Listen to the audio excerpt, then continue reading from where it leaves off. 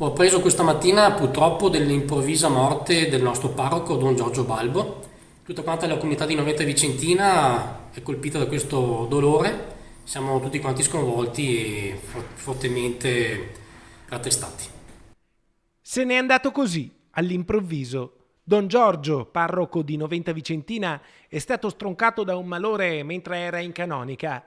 Non si sentiva bene, stava aspettando l'arrivo di un medico, mentre Don Enrico, il cappellano, si occupava della celebrazione di un funerale.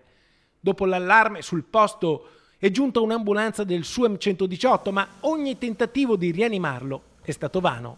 E Don Giorgio era da 7 anni che era parroco a Noventa Vicentina, si era inserito perfettamente nel nostro tessuto sociale e lo ricordo sempre presente anche alle manifestazioni civiche. Lo ricordo con simpatia quando portava anche il cappello d'alpino perché lui insomma ci teneva anche particolarmente ad essere presente alle manifestazioni anche con una certa anche forma. Stamattina la notizia in attesa ha colpito tutto il paese.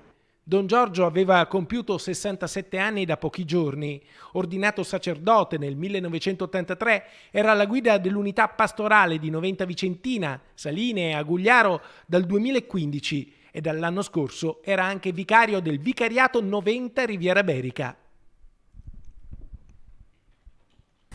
E lo ricordo come una persona schietta che ha, diciamo così, condotto questa nostra comunità senza tante parole, ma con una presenza che veramente mancherà molto.